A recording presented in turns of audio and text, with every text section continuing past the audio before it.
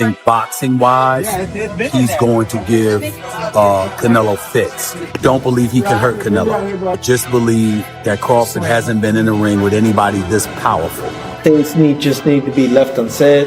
I understand he's articulating like his point of view, like, look, this is all natural work. We're just working hard at it. We're doing X, Y, Z. You always wonder, will people say that, no, Canelo was going down and he had had enough, that there might be an excuse for that. So. Yes. Sports analyst Stephen A. Smith has shared his thoughts on the upcoming showdown between Canelo Alvarez and Terence Crawford, focusing on Canelo's noticeably larger physique. Smith pointed out that the size difference between the two fighters is hard to ignore and could be a key factor in how the fight unfolds. As excitement builds around the matchup, questions about how this physical disparity might impact the result are beginning to take center stage. Despite acknowledging Canelo's size advantage, Smith was quick to praise Terence Crawford's superior boxing skills. He referred to Crawford as the more technically gifted fighter, someone with sharp movement, high ring IQ, and unmatched precision.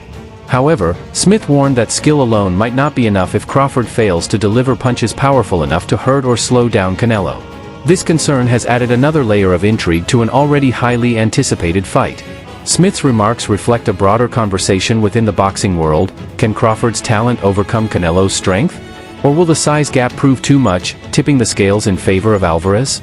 With both fighters at the top of their game, fans are left eager to see whether technique or power will reign supreme. You know what, I think my initial reaction would be to say that I think that Crawford would be the superior boxer, as great as Canelo is, as seasoned as he is, with 65 fights, if I recall, on his record. I think boxing-wise, he's going to give Canelo fits. Don't believe he can hurt Canelo. Just believe that Crawford hasn't been in the ring with anybody this powerful.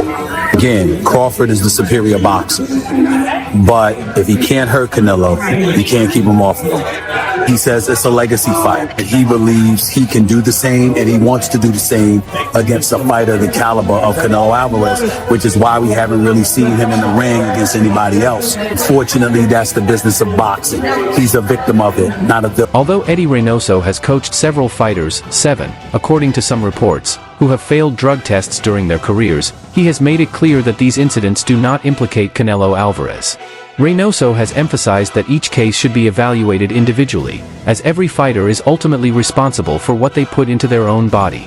In Canelo's case, Reynoso maintains that he has always followed a clean program and has been extremely cautious with his food and supplement intake. Eddie Reynoso says, starting now, I'll be working 100% with a team that I can supervise. I've let the boxers who have come to me to train have their own nutrition team. So all of these fighters popping because of their nutrition team.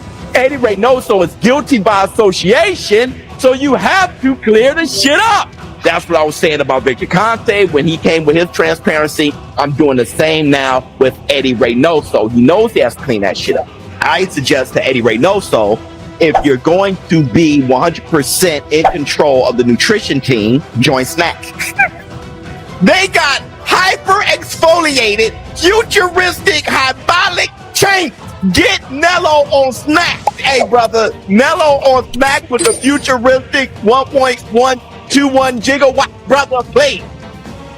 While Eddie Reynoso has coached several fighters, 7 by some accounts, who have failed drug tests during their careers, he has emphasized that this should not reflect on Canelo Alvarez.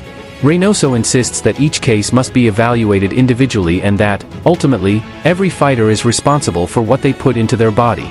Regarding Canelo, Reynoso maintains that he has always followed a clean training program and has been extremely cautious about his food and supplement intake. Boxing corruption at its absolute finest, but how does it connect to Eddie Reynoso and Canelo team? So Rodriguez Jr. failed his test after the Galal fight.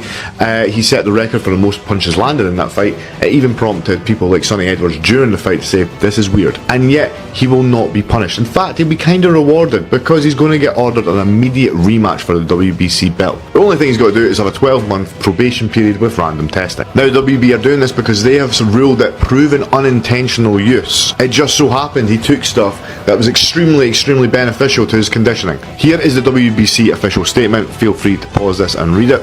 But what's it got to do with these two fine gentlemen? Well, Rodriguez Jr. is part of Canelo team, and he was rumoured to be managed by Eddie Reynoso. Eddie Reynoso since came out and said, no, I don't manage him, blah blah blah blah, and he distanced himself. Now why that's important is because Eddie Reynoso has been connected to, I think now, 6 or 7 fighters who have all failed their drugs tests. The rumour around town, now this is just a rumour, and definitely not true, is that these two may have smoothed things over with the WBC, maybe used their position of power to get Rodriguez Jr. a bit of a lenient sentence, put it that way. Again, that's not true, I've just completely made that up. But what is unbelievable is a fighter nowadays can actually fail a drugs test and not be punished whatsoever. In fact, can be rewarded. Unbelievable.